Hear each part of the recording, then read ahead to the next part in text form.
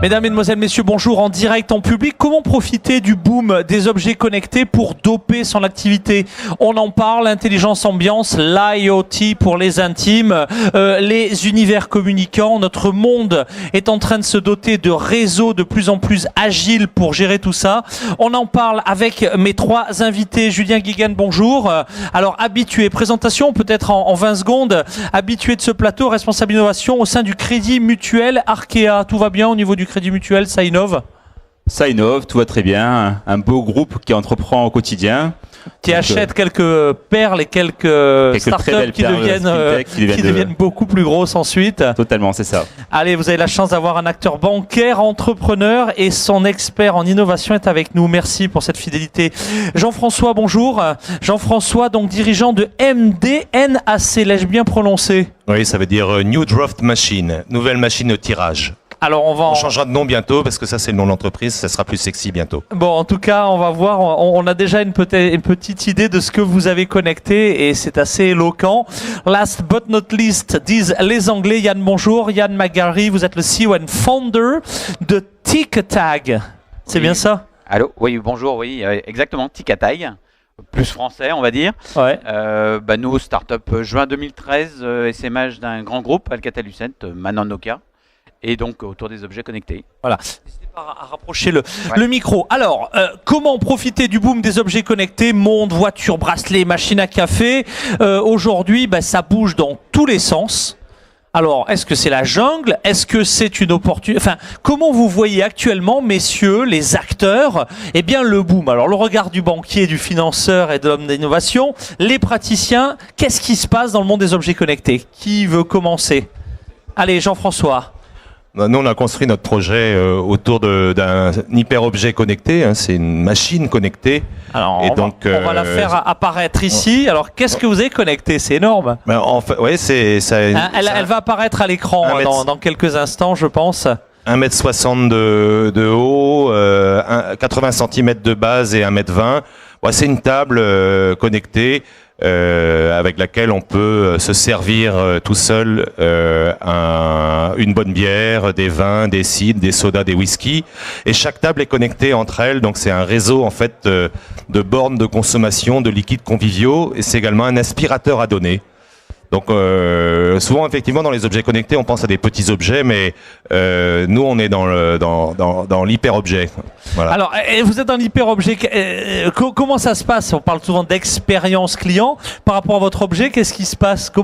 Qu'est-ce qui se produit quand on connecte? On tape son nom, il y a du gaming, c'est quoi le principe? C'est juste on appuie et expliquez-nous. La première chose qu'on fait, on aurait dû l'amener, on n'a pas amené. On l'a pas amené. Elles sont tellement demandées nos tables qu'elles sont déjà toutes réservées. En fait, on installe notre table en une demi-heure dans tous les endroits de consommation hors domicile au monde, dans tous les bars du monde. Et on l'installe et on la connecte via Wi-Fi, via 3G. Au cloud, et ensuite cette table elle-même a des différents capteurs qui permettent de reconnaître le produit qui est inséré en 30 secondes. C'est des flux écologiques, donc nous c'est pour ça qu'on dit qu'on est à la fois dans l'IoT, l'objet connecté, mais également dans le food tech, puisqu'on consomme dans le green tech, parce que notre flux est écologique, et on est également dans la fintech, puisqu'on est une banque également. Il y a une banque à côté, mais on a le compte des consommateurs. Expliquez-nous pourquoi. Ah oui, c'est ça, vous avez le compte du consommateur, c'est ça. Un consommateur, pour pouvoir utiliser notre machine, il a un identifiant RFID. Ah voilà, une petite carte, un objet. Un objet, ça peut être une carte, ça peut être un bracelet. Et cette carte est unique au monde et ça lui permet de se servir sur ces tables-là.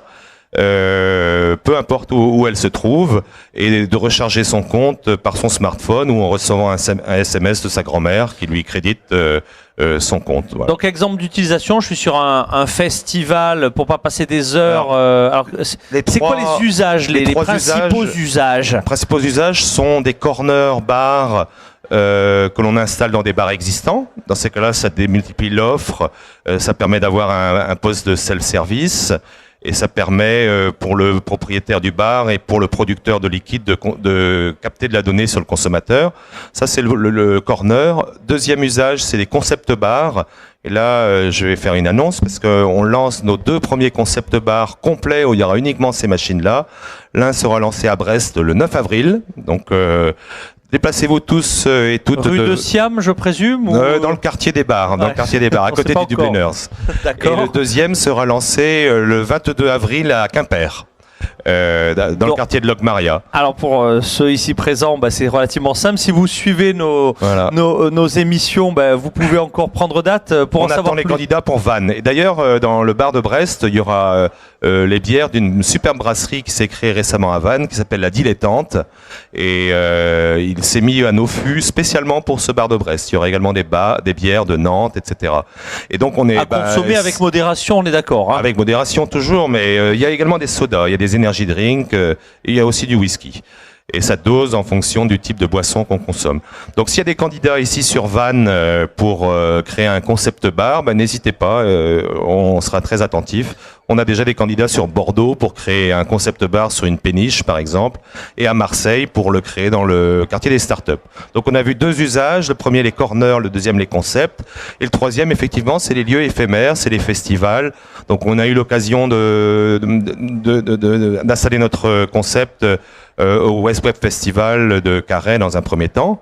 Ça a très bien marché, on l'a fait 2 ans et dernièrement, l'année dernière, on était au Festival Interceltique de Lorient. Et là, comme la machine est mobile, elle s'installe en une demi-heure et elle se déplace également en une demi-heure dans tous les endroits du monde. Voilà. Bien, écoutez, alors justement, c'est intéressant parce que dans votre premier cas retour d'expérience, ce qui est intéressant, c'est que finalement, sur le marché des tireuses à bière, c'est ultra concurrentiel, c'est un métier, je vais pas dire à faible valeur ajoutée, parce qu'il y a quand même de la technologie, mais en tout cas, il y a du monde. Donc, est-ce que vous êtes en train de nous dire, voilà, moi j'arrive, je connecte cet objet qui finalement est un objet traditionnel, j'y mets de l'intelligence et j'ouvre de nouveaux business models, c'est un peu ça l'idée. Oui, complètement. En fait, le tirage pression, que ce soit bière, vin, est organisé de la même manière depuis 50 ans, avec des majors qui maîtrisent 95% du marché, et tout le monde en a marre, quoi. On veut créer quelque chose de nouveau, et donc nous on est là, on ubérise je sais pas qui, mais on ubérise quelqu'un, parce qu'en fait la machine elle est gratuite pour les bars n'ont même pas acheté les produits, c'est moi qui achète tout, et le consommateur, il a un compte universel. Donc le bar gagne autant d'argent que s'il achetait dans les circuits classiques. Et surtout, il offre au consommateur une nouvelle expérience connectée. Je consomme, mais au-delà de ça, on a des apps qui sont disponibles sur notre écran tactile qui permettent aux gens de se rencontrer. J'aime ce produit, t'aimes ce produit, marions-nous par exemple. Ah, c'est Ou bien, alors ça. un brasseur lance. Là, vous êtes en train d'ubériser Mythique, c'est vachement Voilà, bien. c'est Hein à un moment donné on autour pensait d'une l'appeler bière, en Mythique, plus, la pas machine mal. Hein. d'ailleurs. Ah, c'est sûr que... Mythique avec un Y, mais on a trouvé un autre nom. Et non, mais par exemple, c'est aussi un brasseur crée un nouveau produit, un produit local. La Dilettante, par exemple, lance une 4e bière. Ils en ont 3 qui sont superbes aujourd'hui. Eh bien, sur votre smartphone, vous êtes informé. Tel produit vient d'arriver dans tel bar. Voilà les copains qui sont autour. Vous vous inscrivez, vous avez la bière gratuite. Moi, mon rêve, c'est que la bière et le vin soient gratuits. Que la donnée remplace le coût du produit. Ah écoutez, ça c'est une belle promesse qui, pour les amateurs, je le répète, à consommer avec modération, fera beaucoup d'heureux. À l'heure de l'open source, si vous avez les open pompes à bière, je vous promets effectivement, voilà. je vous confirme, le succès est là. Alors ça c'est un premier exemple. Peut-être à ce stade rapidement déjà la réaction de l'investisseur, du banquier, du patron de l'innovation, c'est un exemple éloquent. Ah, complètement. Je veux dire, il a montré que sur un usage traditionnel sur lequel on peut imaginer Ouais, qu'il n'y a pensait pas qu'il n'y avait de... plus rien à inventer, quoi, Voilà, entre ça. guillemets. Et hein, on peut toujours se réinventer. C'est ça qui est intéressant. C'est dire, voilà, les objets connectés, l'IoT, toute technologie, se dire qu'est-ce qu'on peut apporter au client, quel va être le service qui va être différenciant, celui qui va dire, waouh, là oui, je fais plaisir au client, je vais me projeter dans l'avenir et je vais devenir peut-être le bar le plus populaire de Brest le 9 avril.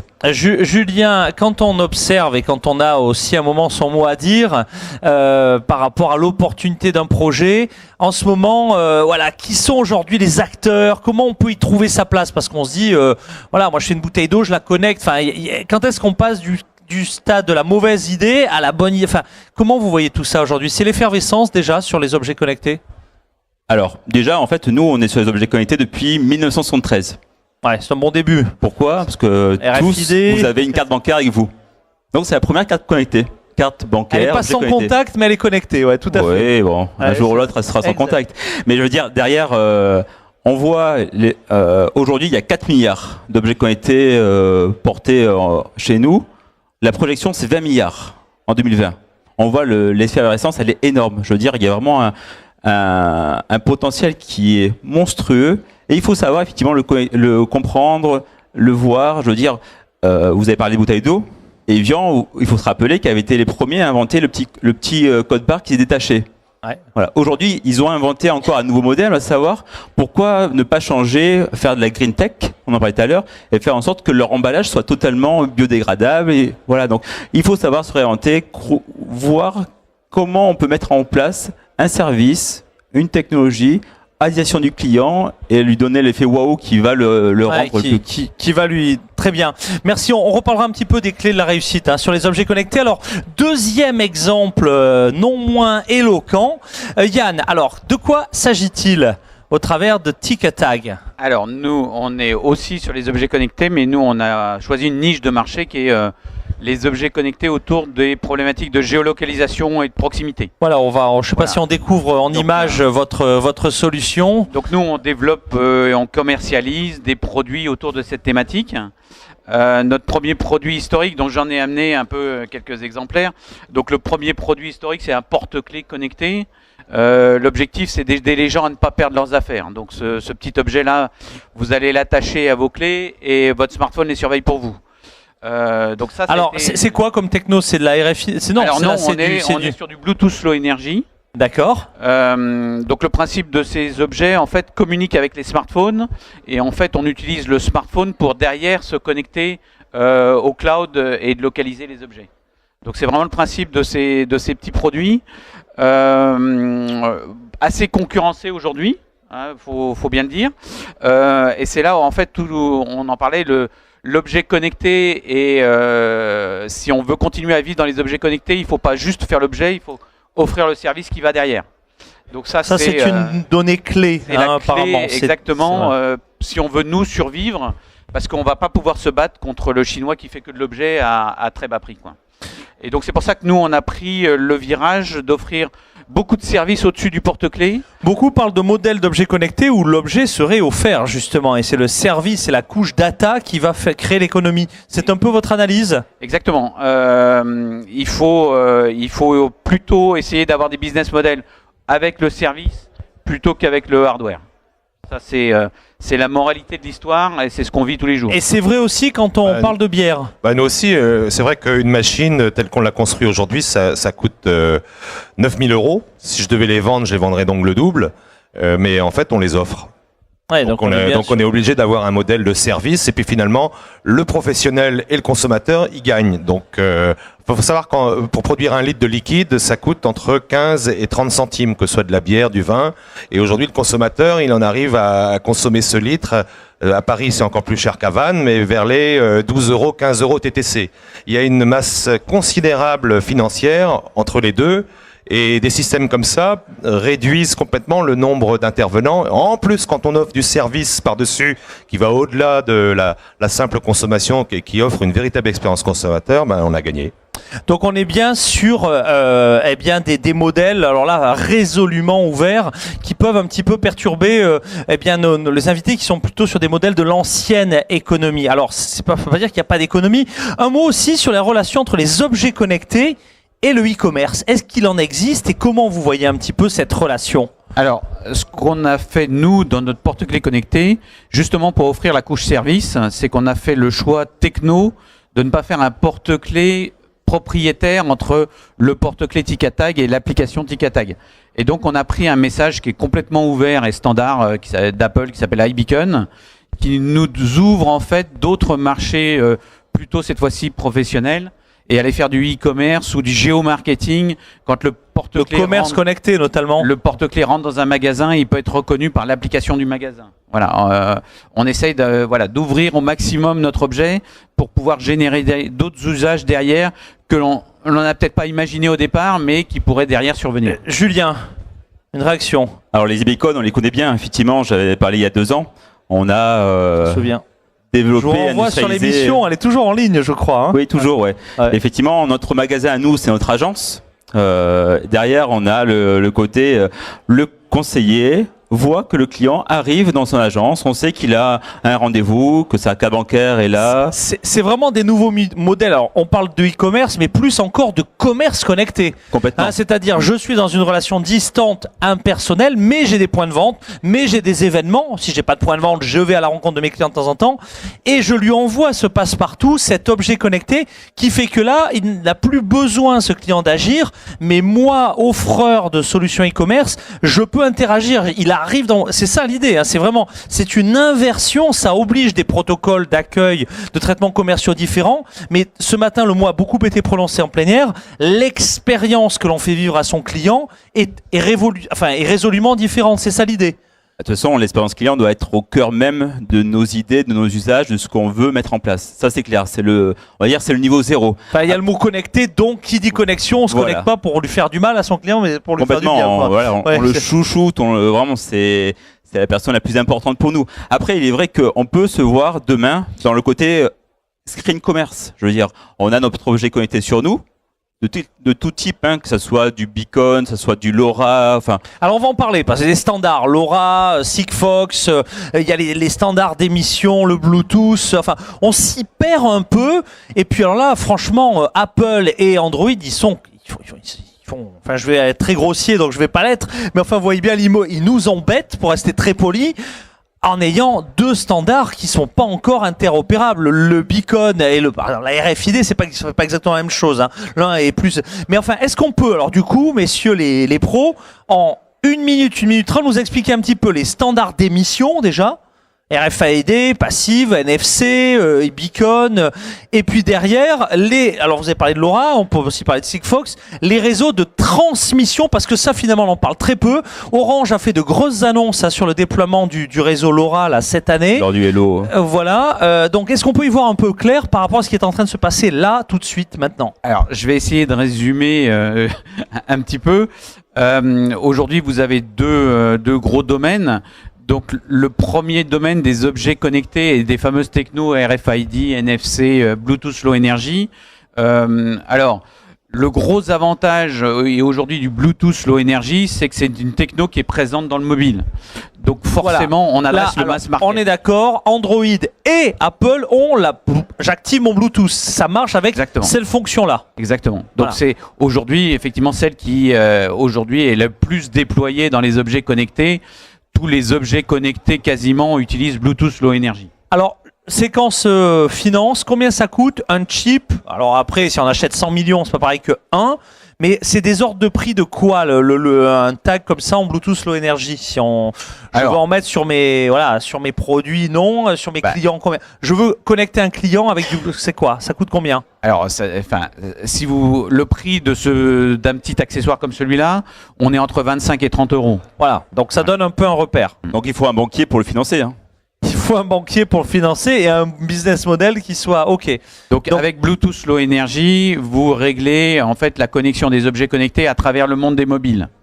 Voilà. Après, vous avez le monde du NFC où là, en termes d'usage, il faut coller le téléphone sur l'objet. Voilà, alors on est sur d'autres usages. C'est ça, alors le NFC et le RFID qui sont pas exactement la même chose, mais ce sont donc souvent des étiquettes. Là, on est bien sur une espèce d'étiquette. Alors, on va pas rentrer dans les détails, il y a des étiquettes passives, actives, enfin... En gros, c'est je n'ai plus à scanner un truc, je tape et puis ça interagit. Exactement. Donc ça, la brique est moins chère. Par contre, l'étiquette est beaucoup moins chère. Donc là, vous adressez effectivement tout ce qui est en centimes. Oui, c'est ça. On est sur des étiquettes à quelques centimes. Voilà, donc on est. En revanche, les téléphones, il y a ceux alors certains Android sont RFID ou NFC, pas tous, et nos amis d'Apple, ils refusent d'intégrer ces standards parce qu'ils veulent imposer le leur. Voilà. Donc, leur qui est donc aujourd'hui, ils n'ont pas de standard NFC. Le NFC est intégré sur les Apple. Hein. Sur les 5 et demi ou les 6, ça c'est ça. C'est déjà 3 ans qu'ils sont là, mais c'est plus le débat est plutôt de dire que ils n'ont pas laissé aux startups, aux commerçants et autres l'accès aujourd'hui au NFC. C'est la différence. Ils l'ont pas ouvert. Voilà. Bon, très bien. Et alors justement, par rapport à ça, est-ce qu'il va se passer des choses? Alors ça, c'est pour la partie tag, émission. Exactement. Maintenant, un mot sur les réseaux, LoRa, Sigfox, qu'est-ce qu'on peut en dire alors? Alors, LoRa, Sigfox, ce sont des nouveaux réseaux dédiés aux objets connectés. Donc c'est comme le GSM, enfin le réseau téléphonique, c'est comme le Wi-Fi, c'est comme le Bluetooth, c'est un autre réseau. C'est un réseau complètement différent. Notre fréquence, un autre réseau pour les techniciens. qui est en parallèle des réseaux 3G que tout le monde connaît, Orange, Bouygues, SFR, Free. Ce sont des réseaux qui ont la particularité d'être très très basse consommation. Voilà, alors c'est ça, c'est-à-dire que si j'ai bien compris, je ne suis pas du tout technicien, un réseau LoRa, c'est 11 km de rayonnement, donc c'est pas un Wi-Fi qui rayonne, c'est 11 km. Ça envoie très peu de data, mais suffisamment de data, par exemple, pour de la géoloc. Alors voilà, donc on veut géolocaliser un truc, donc c'est ça. C'est des réseaux qui sont faits pour communiquer une ou quelques informations par jour. Donc vous n'allez pas écouter de la musique sur ces réseaux-là. C'est ça. Mais par contre, une flotte de bus, savoir où aller, on peut le faire avec ça. Exactement. Et par contre, le gros intérêt, c'est que donc ça, c'est un objet Sigfox, c'est un tracker Sigfox que l'on a lancé en décembre. Le gros intérêt, c'est qu'en termes d'autonomie, on multiplie par 100 l'autonomie de cet objet par rapport au même objet avec une carte SIM. Donc, et ça coûte combien, un tracker? Et ça, c'est un tracker qui est vendu 99 €. Voilà, alors c'est énorme parce que on est bien. Et le réseau Sigfox, il est déployé. Le réseau Sigfox aujourd'hui a une couverture nationale, on couvre 95% du territoire français, et donc ça crée de nouveaux usages très bas débit et très basse consommation. Je prends un exemple. Avant, quand on avait un container dans un camion, il fallait un transpondeur pour le suivre. Donc c'était du réseau satellite, ça coûtait une blinde, etc. Donc usage direct, je viens vous voir, j'en ai pour 90 €, je mets ça n'importe où et normalement on me pique plus rien.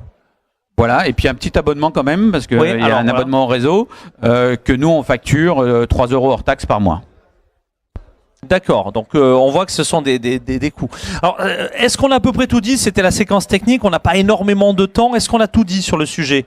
Ouais, juste pour préciser, Sigfox LoRa, comment ça se passe? Sigfox est un opérateur qui donc a décidé de déployer lui-même son réseau et il couvre aujourd'hui l'Europe.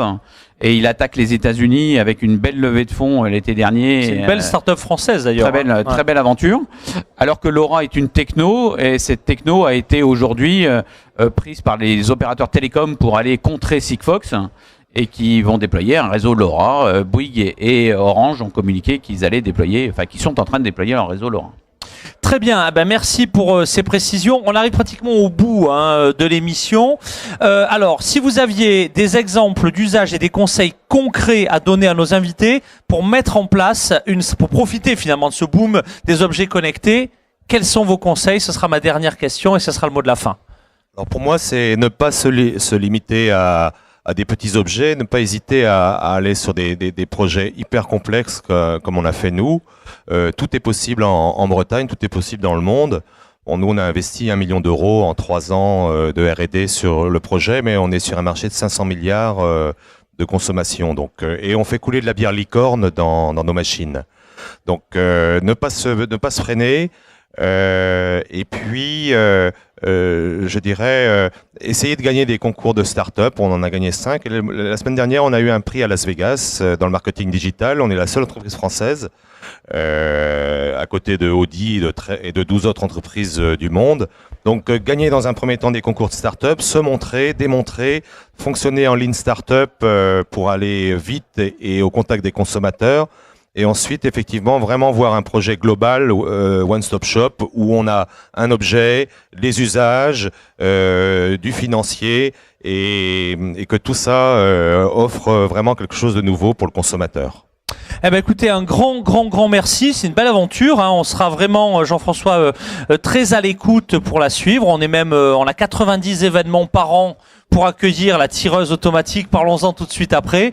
En tout cas, bravo pour cette dynamique et revenez quand vous voulez sur le plateau. Merci. Mesdames et messieurs, Jean-François Histin, on peut l'applaudir et le féliciter. Alors, autre conclusion. Ma conclusion est à peu près la même, hein. Il faut, si on part sur un projet d'objet connecté, vraiment réfléchir au service de bout en bout et le business model que l'on va faire derrière. Parce que sinon, encore une fois, moi je suis persuadé que si on vend que du hardware, ça va être compliqué. Donc il faut vraiment avoir un business model qui tienne la route sur le long terme, et c'est ça qui est compliqué à définir. Eh bien, c'est compliqué à définir, mais on sera évidemment très à l'écoute. Merci très sincèrement, mesdames et messieurs. Yann McGarry, le CIO et le fondeur de TicAttack. Alors, en conclusion des conclusions, un banquier à l'écoute, un domaine d'innovation où la France est pas mal placée du tout par rapport au reste du monde. On a évoqué le CES, j'y étais également et j'ai vu cette dynamique. Alors, on pourra en parler. Il y a du bon moment. En tout cas, on n'est pas mauvais. Qu'est-ce qu'on en conclut ? Il y a du fric pour accompagner des projets innovants sur le c'est sûr sur qu'en tant qu'entrepreneur, banque et assurance, on est là effectivement pour accompagner tout e-commerçant, tout start-up qui veulent se lancer. Après, voilà, on est devant un monde plein d'opportunités là. Donc tout est possible, c'est ça qu'il faut se dire. Donc on a vraiment, il faut oublier le côté technologique, dire voilà c'est du LoRa, c'est du Sigfox, c'est du RFID. Non, peu importe, c'est se dire voilà il y a l'usage client. Il faut dire allez on y va, on va trouver quelque chose qui est très pertinent, qui bouscule un petit peu le quotidien, et on va dire allez on peut vous accompagner. Eh ben, on peut vous accompagner. Il y a souvent des banquiers traditionnels, un peu frileux. C'est certainement pas votre cas, bien au contraire. Merci, vous avez quand même la chance d'avoir un banquier très très technologue dans votre territoire. Merci Julien, merci à vous d'avoir assisté nombreux à l'enregistrement de cette émission et merci à vous qui les suivez régulièrement. À bientôt à l'antenne de Planète e-commerce. Merci.